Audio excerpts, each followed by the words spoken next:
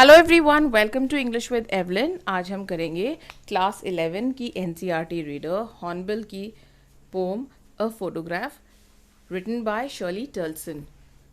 Shirley Turlson was born, she was a British poet. She was born on 20th May in 1924 in England, and her father, Horsfall Dixon, was also a poet. And also had she inherited a passion for writing from her father, and she was influenced by him. And she did BA in literature from Brockenhurst College in London, and eventually she took up writing as a full-time career. Now, in this poem, A Photograph, the poet is talking about her mother, the memories of her mother. And she is, the point of reference here is a photograph.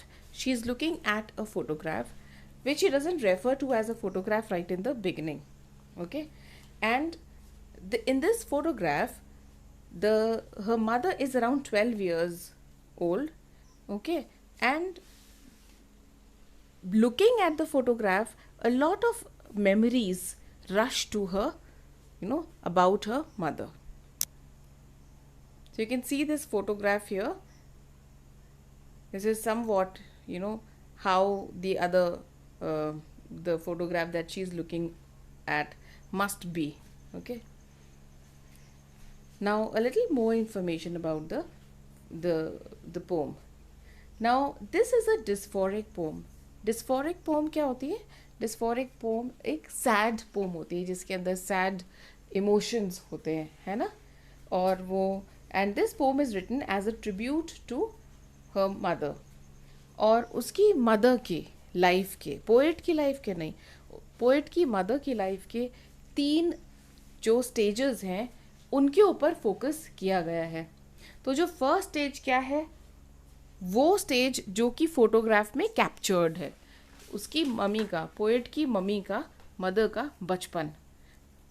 And उस बचपन का एक moment कौन सा, the enjoying of the sea holidays with her cousins Betty and Dolly.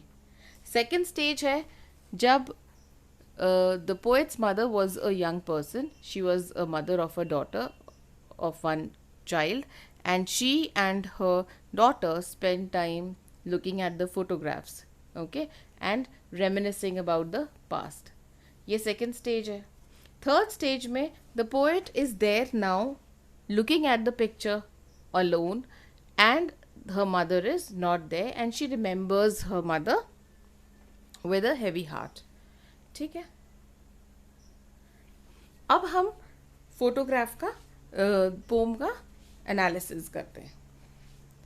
तो शुरू करते हैं. The cardboard shows me how it was when the 2 girl cousins went paddling, each one holding one of my mother's hands.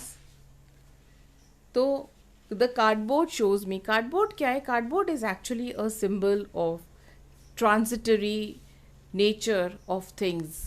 Even the photograph itself is transitory. The photograph also will not remain forever. Okay. So the cardboard shows how it was when the 2 girl cousins ये paddling गए थे जब ये अपने sea holiday पे गए, and each one holding one of my mother's hands. दोनों उसके मदर के, पोएट की मदर के दोनों साइड पर खड़े हैं. And she the big girl, some 12 years or so. So obviously बहुत बड़ी तो नहीं है वो, she is a child her self, she is 12 years old only. लेकिन बोल रहे हैं क्योंकि because the other 2 girls they were even younger. तो क्योंकि ये बड़ी है तो अपनी बड़ी बहन के दोनों तरफ खड़ी हैं वो बच्चियाँ. And all 3 stood still to smile through their hair at the uncle with the camera. और स्माइल थ्रू द हेयर क्यों? Because the sea breeze is blowing and it's blowing their hair also, and through those hair, okay, those blowing hair, they are smiling, okay, at the uncle with the camera. And how does the poet know this? So obviously this itself is a hint that the poet has seen the photograph, discussed the photograph with her mother.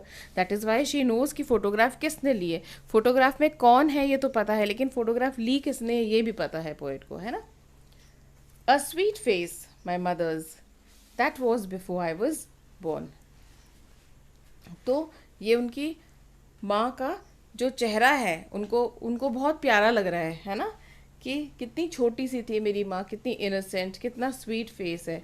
और ये सब पुरानी बात है। ये stage कौन सी है mummy के, उनकी मदर के लाइफ की, before she was born, before you know this she got married and she was still a girl, a young girl herself. And the sea which appears to have changed less. सी में जो बदलाव है बहुत ज़्यादा नहीं आया है। सी तो वैसे ही दिख रही है आज भी। Maybe she knows the place where they had gone and so she can see that that place hasn't changed, the sea doesn't change, and that sea wash the terribly transient feet. तो यहाँ पे clearly ये बताया गया है कि जो लोग हैं, द ह्यूमन बींग्स हैं, वो कैसे हैं, उनकी लाइफ कैसी है, they are mortals, okay, they live a transitory life on this earth. वो तो आते हैं और चले जाते हैं, ठीक है। लेकिन सी कैसी है, वो कैसी, इटर्नल है, it's not changing, okay, it is not transient like human life, it doesn't have an expiry date like all of us have. तो ये किससे पता चलता है, sea which appears to have changeless. तो ये तो इसमें सी में तो कोई, समुद्र में कोई चेंज दिख रहा है, आज भी ये समुद्र वैसा ही है। लेकिन उनके क्या है, आगे क्या बोलती हैं, wash the terribly transient feet. Transient मतलब something which is not going to stay forever, okay, temporary. Now will take a look at the paraphrase that I have written here in English, ठीक है। हिंदी में explanation हो गया, एक बार paraphrase देखते हैं। तो सबसे पहले क्या है, अच्छा इसमें एक चीज़ का ध्यान रखना, ये वाला मुझे अभी ध्यान आया है कि इसमें ना एक फिगर ऑफ स्पीच जो बीच में, सेंटेंस के बीच में जो होता है ना, पंक्चुएशन, सेस्यूरा, वो यूज़ हुआ है ना। आई थिंक मैंने बाद में जो डिस्क्रिप्शन है of the figures of speech, I haven't mention this, but it's there at the uncle with the camera full stop. So in the middle of the sentence when there is a punctuation, then it's called caesura.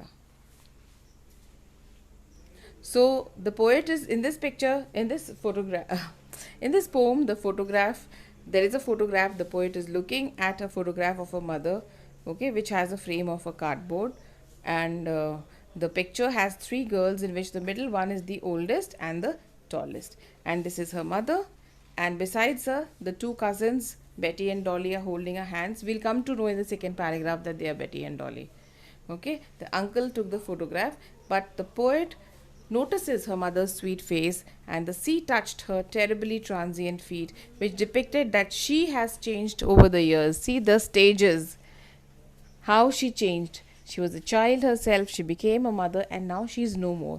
इतनी transient life है ना, but see the sea is the same. Then we come to the next stage, the next paragraph. Some 30 years later, she would laugh at the photo, at the snapshot. See Betty and Dolly, she would say, and look how they dressed us for the beach. तो जैसे हम अपनी happy memories को याद करते हैं pictures के through, the mother was doing the same, and then she would point out that they were wearing, how they were dressed, you know, for the beach holiday. How they means, you know, their mothers or the parents, so they stands for them, and see how they dressed us for the beach, and she's having a good laugh, you know, remembering those days. The sea holiday was her past. क्योंकि वो माँ किस चीज़ को याद कर रही हैं इस वक्त, माँ याद कर रही हैं अपना एक हैप्पी पास्ट को, एक हैप्पी मेमोरी को याद कर रही हैं, वो उनका पास्ट है। और जब ये फोटोग्राफ देख रही है आज, जब ये पोएट जब फोटोग्राफ देख रही हैं, तो उनका पास्ट क्या है, माँ की laughter.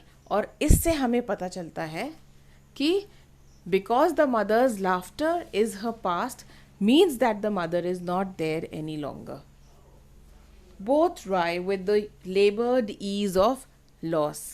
Labored ease of loss मतलब कि जो एक्सेप्टेंस आपको ये आ जाती है कि जो पास्ट है वो चला गया है, जो लॉस जो हुआ है वो हो गया है, that thing will not come back to you. And this acceptance is not easy to come. जितना बड़ा लॉस है, एक्सेप्टेंस में उतना ही टाइम लगेगा. तो बोथ किसके लिए है, बोथ वर्ड किसके लिए यूज़ किया गया है. यहाँ पे अक्सर स्टूडेंट्स गलती करते हैं कि जब बोलते हैं कि what does both stand for, तो दे बोलते हैं कि both stands for the mother and the daughter. No, both means the pasts of the mother as well as the past of the daughter.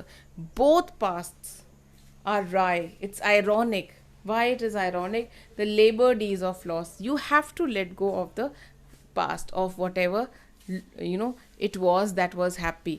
क्योंकि दोनों का ही हैप्पी पास्ट है ना, लेकिन वो लोग उसको हमेशा के लिए तो अपने पास रख नहीं सके. जो हैप्पी चाइल्डहुड था माँ का, और जो इस लड़की का जो फोटोग्राफ देख रही है, इसका भी जो हैप्पी पास्ट था, माँ के साथ बैठ करके माँ की हंसी सुनना और माँ के बातें सुनना, वो भी अब पास्ट हो गया है. So both their past, they are rife with the laboured ease of loss. ठीक है, यहाँ पे मैं बता ही देती हूँ फिर से. सेस्यूरा यूज़ हुआ है, वो तो आप देख ही लेंगे. और क्या है, लेबर्ड ईज ऑफ लॉस, ये मैंने आगे एक्सप्लेन किया है. लेकिन लेबर्ड ईज ऑफ लॉस कौन सा फिगर ऑफ स्पीच है, ये मैं आपको आगे एक्सप्लेन करती हूँ. अच्छा, एक बार पैराफ्रेज देख लेते हैं. वैसे ऑक्सीमोरॉन है, बट पहले एक्सप्लेनेशन देखते हैं. After 20-30 years later, her mother would laugh at the photograph. She would make the poet look at the photograph and point out, how the parents had dressed the children, all of them, for the beach holiday. And both of them lost something which they had cherished a lot. क्या चीज़? The sweet moments which were just memories now. Now she's been dead nearly as many years as that girl lived. So the mother has been dead for a long, long time now. Okay, and of this circumstance, which circumstance? Her mother's loss, her mother's absence. इसके बारे में कुछ बोलने के लिए words ही नहीं. There is nothing to say at all. कुछ बोलने के लिए नहीं है इस लॉस के बारे में. It's silences. उसकी जो साइलेंस है, जो माँ के एब्सेंस की जो साइलेंस है, it's like a vacuum in her life. It silences her. She cannot speak any longer. She cannot express any longer, and she is at a loss of words. Now the poet's mother had been dead for the past many years. She cannot express the grief because of her mother's absence. अब हम इनकी इस pome की literary devices देख लेते हैं. Transferred epithet है. Transferred epithet क्या होता है? जब आप किसी एडजेक्टिव को, डिस्क्राइबिंग वर्ड को, जिसके लिए एक्चुअली वो यूज़ हो रहा है वैसे ना यूज़ करके उसको पोएटिकली किसी और चीज़ के साथ में यूज़ करते हैं, पोएटिक इफेक्ट देने के लिए, इम्पैक्ट बढ़ाने के लिए. जैसे कि ट्रांजिएंट फीट बोला गया है, ये एक ट्रांसफर्ड एपिथेट है. क्यों? क्योंकि फीट थोड़े ही ट्रांजिएंट है. क्या है ये? क्या है? ह्यूमन लाइफ ट्रांजिएंट है, सिर्फ फीट ही थोड़ी ट्रांजिएंट है. ठीक है, तो ऐसा हो कि फीट ट्रांजिएंट हो लेकिन बाकी बॉडी ट्रांजिएंट हो, ऐसे नहीं होता है ना. तो the feet here actually stand for the whole body. फिर सिनिक्डिकी क्या होता है? जहाँ पे a part of something is use to refer to the thing itself. जैसे हायर्ड हैंड हम यूज़ करते हैं, हैंड नहीं है वो, एक्चुअली वर्कर है ना. तो वो हुआ एग्जाम्पल हायर्ड हैंड. ठीक है, हायर्ड हैंड फॉर वर्कर, ये एग्जाम्पल है. या जैसे कि 2 heads are better than 1, where heads mean 2 people. These are examples of synecdoche. ठीक है, मिटोनमी इज समथिंग सिमिलर, लेकिन यहाँ पे मिटोनमी नहीं है, यहाँ पे synecdoche है. मिटोनमी क्या होता है? एक एसोसिएटेड आइडिया यूज होता है, एक पार्ट नहीं यूज होता है. जैसे कि क्राउन बोला जाए किंग के लिए, तो क्राउन जो है वो किंग का पार्ट नहीं है. It's not a part, it is a symbol. Okay, तो किंग तो बिना क्राउन के भी किंग ही रहेगा ना, ऐसा नहीं है ना कि क्राउन ही है तो ही किंग है. You have to understand it in a mature way, you know, not not in a childish way. ठीक है. तो या हम बोले जैसे pen is mightier than sword. So what does a pen stand for? ये metonymy. What does sword stand for? ठीक है. तो ये उनके सिंबल्स हैं. तो वो मिटोनमी है, यहाँ पे सिनेक्डकी है. तो feet standing for human body, feet standing for the human body or human lives. Now alliteration, stood still to smile, terribly transient. ये alliteration है. First sentence में, first phrase में s, the sound s is repeated. In the second, the sound t is repeated. And then of course there is oxymoron, which I had discussed earlier. Labored ease, where two opposites are put together, juxtaposed. Right? Let me look at the stanzas once again to see if we have covered all the figures of speech.